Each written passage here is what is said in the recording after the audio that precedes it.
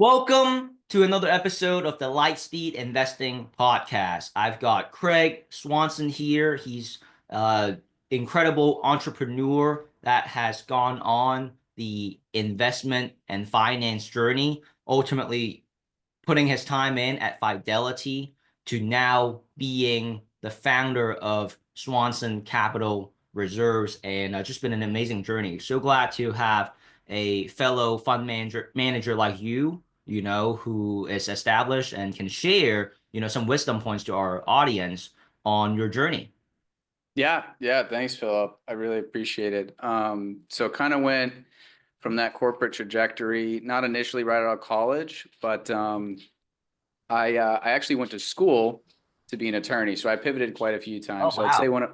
one of my wisdom points would be if you're young, I think you should lean into any different thing that might pique your interest, but you can find out what you don't like early, right? And that way you don't wake up 10 years later in a job that might not excite you.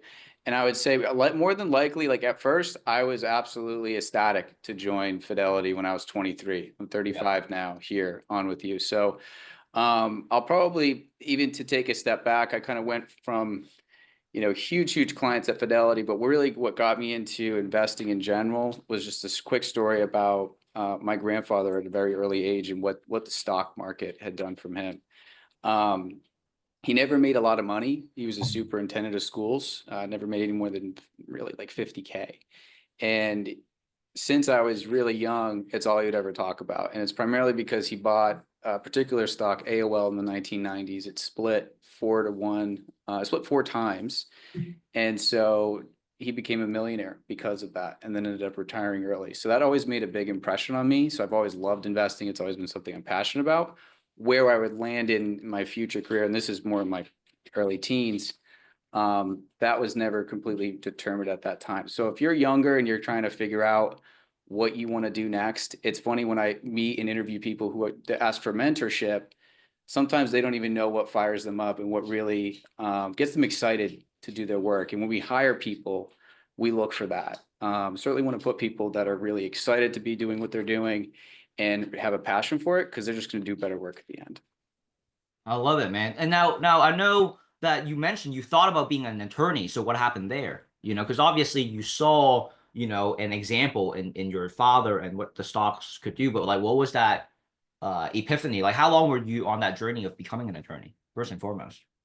For a pretty good time. When I was in school, I actually pivoted after college into wanting to get into finance. I wanted to be a sports agent, was really where I was Oh, that's going. where And it then came from.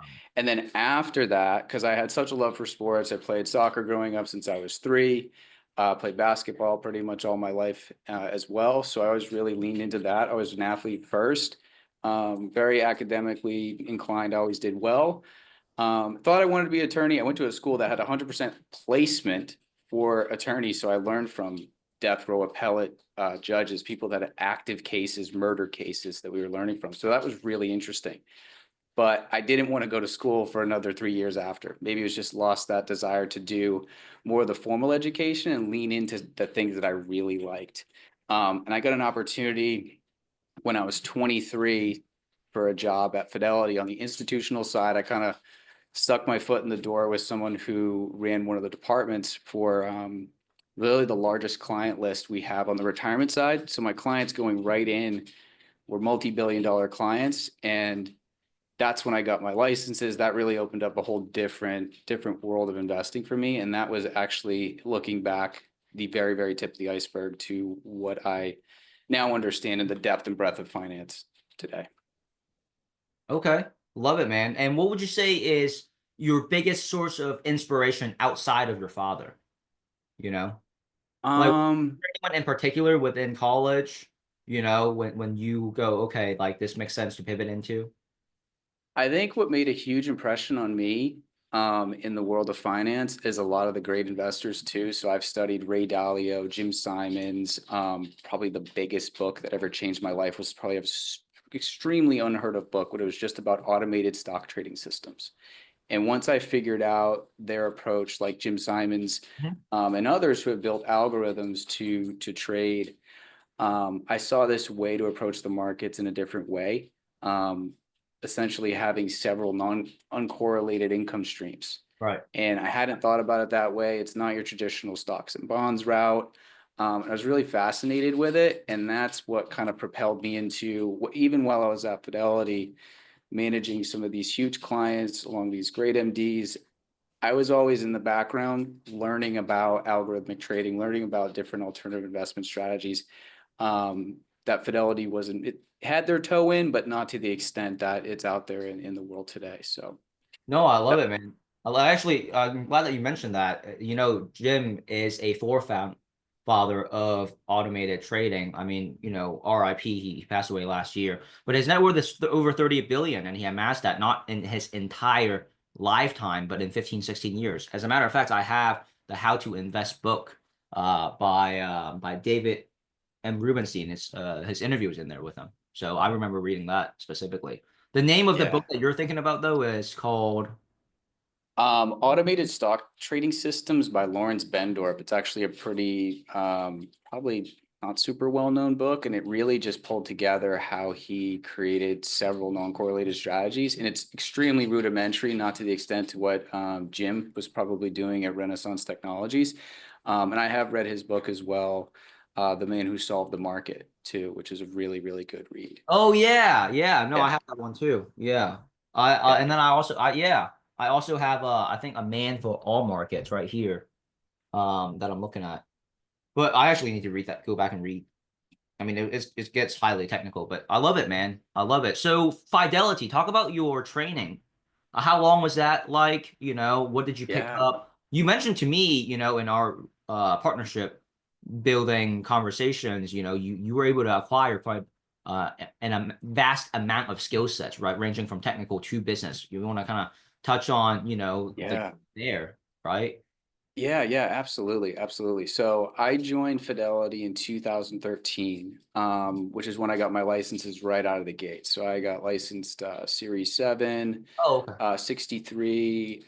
So that was really a nice journey into, and it's funny for the listeners who are in finance, when you get these licenses, half the time you kind of unlearn it to learn your niche in that job, wherever you're being put. If you're working at JP Morgan, Goldman Sachs, I mean, there's a lot you take with you, but your specialty tends to lie in whatever your role and position is. So my job going in early, as I was an analyst, started as an analyst, and I left probably at a really good point in my career.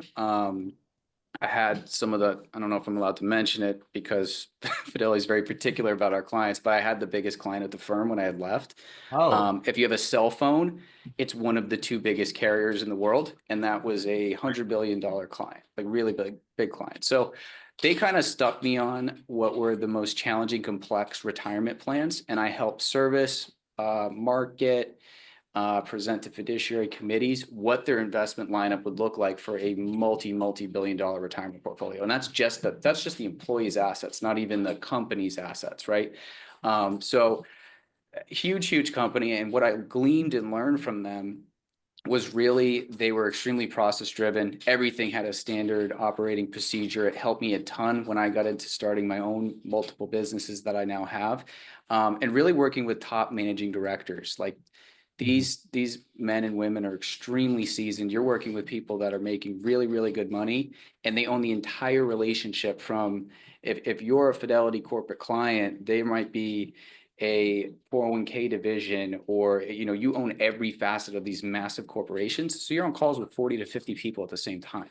And so learning from them, I can give you kind of the top 4 things that I learned that hold true from institutional finance. And to me, and what I've seen is relationships and trust matter more than any deal. I've seen competitors on multi-billion-dollar deals come in cheaper, but we just had a better relationship, more trust, more credibility in the marketplace, and we ended up winning that deal. Always focus on giving more than you receive, which I think is a huge fundamental truth of being able to add more value than, value, just man. Value in the marketplace, bro. exactly. You can't just be out there asking. So I mean, if you're in that position where you're maybe just starting out or even seasoned, like going right in and asking for something, it's pretty difficult. And I'd say under promise, over deliver, setting expectation, especially for really difficult clients. I've had some huge aerospace and defense clients that were rocket scientists that would call in and ask about their pension calculations being wrong. And you're damn right that they have that math right, because they're building like classified, different projects that they're working on. So really, really smart people. And then at the end of the day, if you're working with, and I think some people get this in their head, you're working with a multi-billion-dollar corporation or just a regular business. At the end of the day, these are run by people. It's just more bureaucracy, more tape to get through. But I think building the relationships with trust, getting people to like you, it really propelled me in understanding how I've networked in the fund world going forward. Yeah, no, that's huge, man. And so overall, the journey in Fidelity was how many years would you say? Just shy of 11 years. Just Out shy of of 11 11. years. When did you think you got, I would say, substance to handle that big deal? Like year five, six, seven, eight? I think around year 6, you start to feel really, really good. When I left, I was in a role that propelled me into the director division of Yeah. that role. Right. So I was really, really seasoned, and it was interesting that you became an expert based on what clients that you served, because you could have someone who worked in my department who never did the thing that I did. I see. So there were some fundamental truths. A lot of it was managing managing huge, huge teams in different initiatives. Is very multifaceted. And at the end of the day, I was never not extremely busy, but what got me to that point of, I'm really much more, and I said it earlier in our interview, I was much more passionate about alternative finance, about different investments that I kind of fell in love with, and we weren't doing that in my particular role. And although we were doing really great work and I like the people I work with, I will say that there's something to be said about a corporate environment where you have some ideas and you think they're no-brainers. In a corporate world that big, it's not always going to happen. Yeah, for So sure. I'll leave it at that. No, dude, I mean, I get it, man. Now, okay, well, when during your Fidelity journey did you go, okay, I've learned a lot, I've gleaned a lot of insights. Maybe now it's time for me to spread my own wings and fly. Like, obviously, it didn't happen overnight. So I'm kind of curious when it started taking place for you to go, I'm gonna, keep learning, but eventually, my foot will probably be out the door.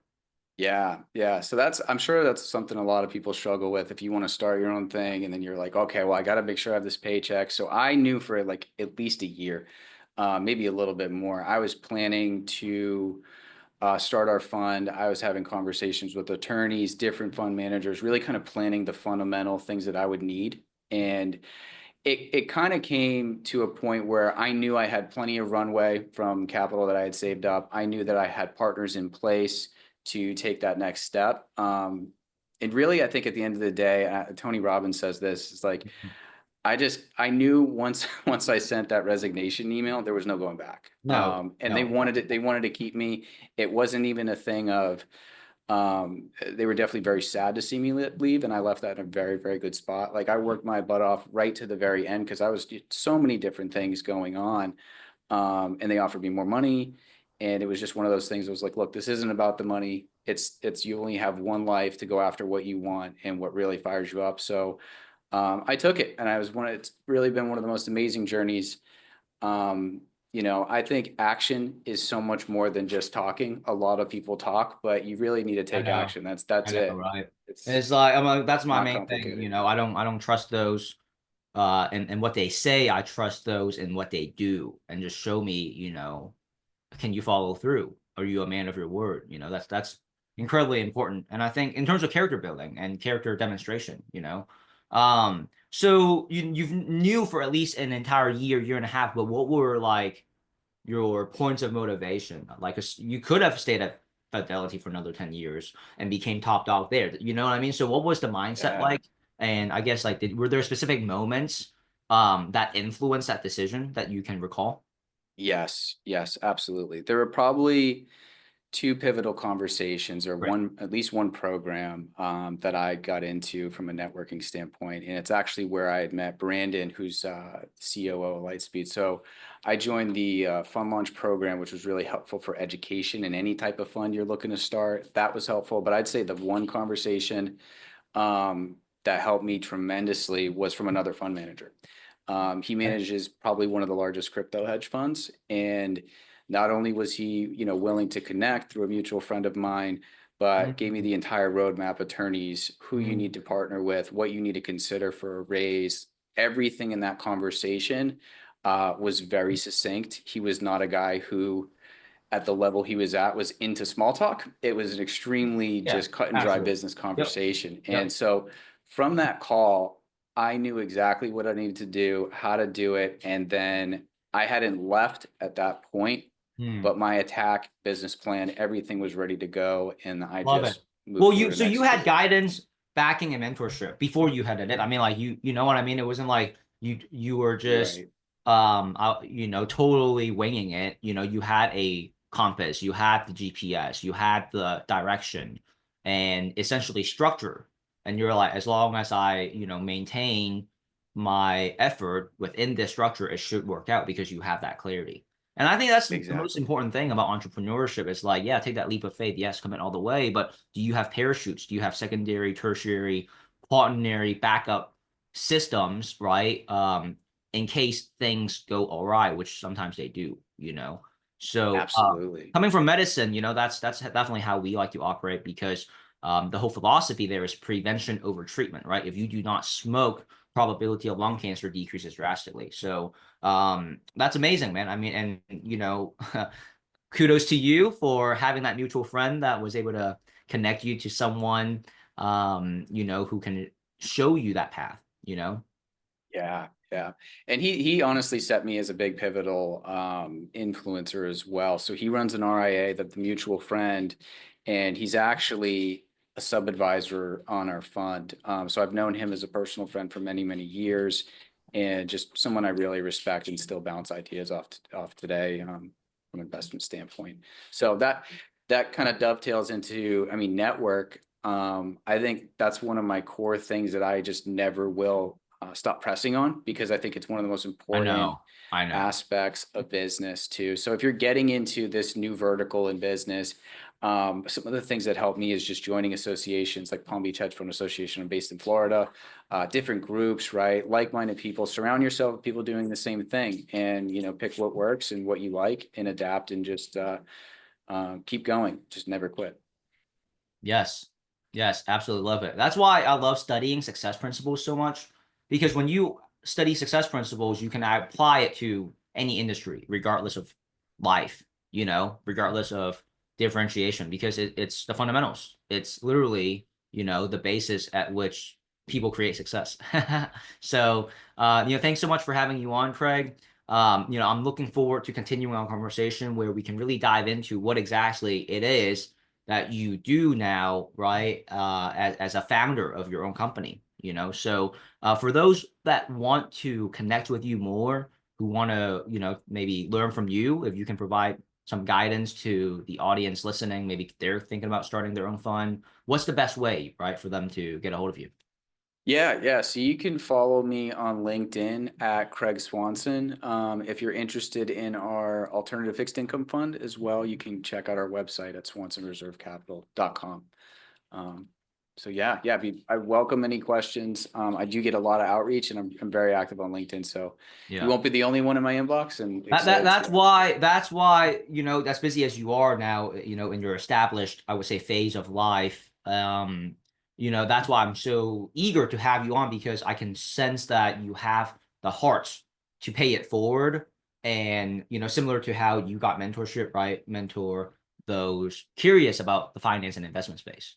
Absolutely. I have a quote, and I was talking to a really, really established fund manager, far beyond me. He ran 15 billion in AUM. And I said this to him recently, is like, the only time you should look down on someone is when you're helping them up, right? I think everyone should help Mm, each other in this space, God, I love and it. really, Love it. really Yeah, just pay it absolutely. forward. Yeah, absolutely. Well, hey, appreciate you. I know you're busy. I'm busy. Looking forward to staying in touch, and I will speak to you next time. Okay. Excellent. Thank you, Philip. All right, man. Thanks for being on. Take care. Absolutely.